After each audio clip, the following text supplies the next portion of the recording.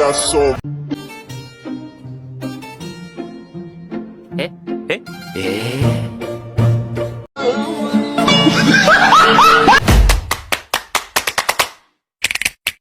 motherfucking design on right now.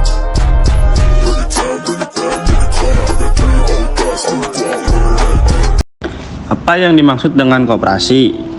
Pengertian dari Bapak Koperasi Indonesia bahwa koperasi didirikan sebagai persekutuan bagi kaum lemah untuk membela keperluan hidupnya. Koperasi bertujuan untuk menyejahterakan anggota pada khususnya dan masyarakat. Pada umumnya, di Indonesia koperasi berkedudukan sebagai tokoh guru perekonomian nasional, yaitu sebagai organisasi ekonomi yang berwatak sosial, sebagaimana yang tertuang Undang-Undang Dasar tahun 1945 Pasal 33 Ayat 1. Koperasi.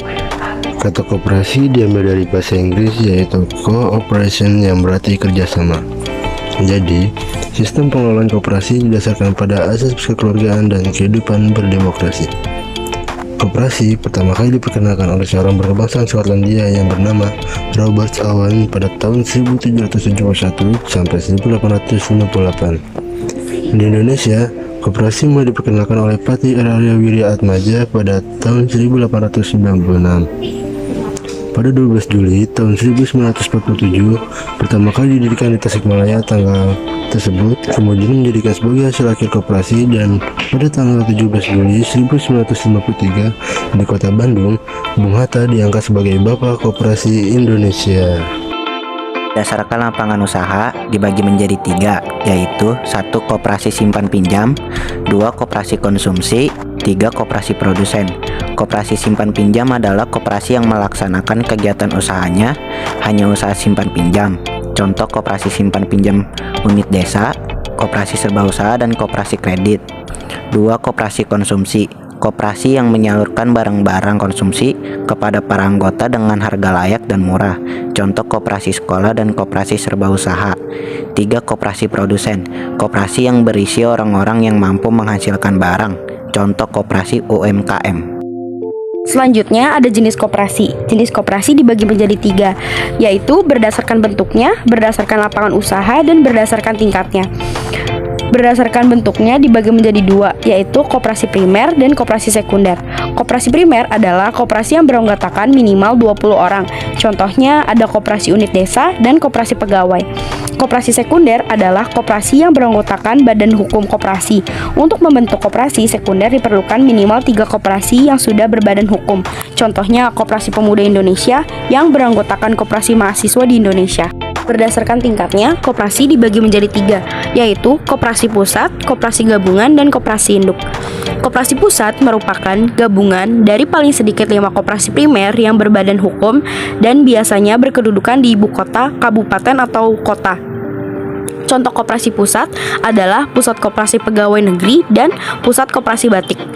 Koperasi gabungan merupakan koperasi yang beranggotakan paling sedikit 3 koperasi pusat yang berbadan hukum meliputi 1 daerah tingkat provinsi.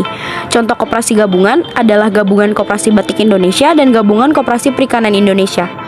Koperasi induk merupakan gabungan dari paling sedikit 3 koperasi gabungan berbadan hukum dan biasanya berkedudukan di ibu kota negara. Contoh koperasi induk adalah Koperasi Induk PLN dan Induk Koperasi Simpan Pinjam. Menurut Undang-Undang Nomor 25 Tahun 1962, perangkat organisasi koperasi terdiri dari 1. Rapat anggota. Rapat anggota merupakan pemegang kekuasaan tertinggi di dalam koperasi. Beberapa hal yang disepakati di dalam rapat anggota diantaranya 1. Penetapan anggaran dasar koperasi. 2. Kebijakan umum di bidang organisasi manajemen dan usaha koperasi. 3. Pemilihan, pengangkatan, pemberhentian, pengurus dan pengawas. 4. Rencana kerja, rencana anggaran pendapatan dan belanja koperasi serta pengesahan laporan keuangan koperasi. 5. Pembagian sisa hasil usaha. Yang kedua, pengurus. Pengurus merupakan pemegang kuasa rapat anggota dan masa jabatan pengurus selama 5 tahun. Di antara tugas pengurus yaitu 1. Mengelola koperasi dan usahanya. 2. Mengajukan rancangan rencana kerja serta rancangan rencana anggaran pendapatan dan belanja koperasi. 3. Menyelenggarakan rapat anggota. 4. Mengajukan laporan keuangan dan pertanggungjawaban laporan tugas. 3. Pengawas. Pengawas bertanggung jawab terhadap rapat anggota. Beberapa tugas pengawas diantaranya: 1. Melakukan pengawasan terhadap pelaksanaan kebijakan dan pengelolaan koperasi. 2. Membuat laporan tertulis tentang hasil pengawasannya.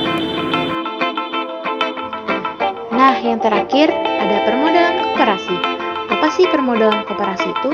Permodalan koperasi atau modal koperasi adalah sejumlah dana yang akan digunakan untuk melakukan kegiatan atau usaha dalam koperasi. Selain itu, digunakan untuk membeli barang dagangan atau alat-alat produksi. Modal didapat dari dua sumber, yaitu dari anggotanya sendiri atau internal dan peminjamannya atau eksternal. Modal internal ini terdiri 4 macam, yaitu 1. Simpanan pokok. Simpanan pokok merupakan simpanan yang dibayarkan oleh anggota pada saat mendaftar menjadi anggota koperasi. Kedua, simpanan wajib. Simpanan wajib dibayarkan setiap bulan dengan besaran yang sudah ditentukan. Simpanan ini tidak bisa diambil selama masih menjadi anggota koperasi. Ketiga, dana cadangan. Dana cadangan diperoleh dari penyisihan sisa hasil usaha atau SHU dan digunakan untuk menutup kerugian koperasi apabila diperlukan. 4. Hibah. Hibah adalah sejumlah uang atau barang modal yang diterima dari pihak lain yang bersifat pemberian dan tidak mengikat. Yang terakhir ada modal pinjaman eksternal koperasi yang bersumber dari 1. Anggota, 2. Koperasi lainnya, 3. Bank dan lembaga keuangan, 4. Penerbit obligasi surat hutang, 5. Sumber lain yang sah.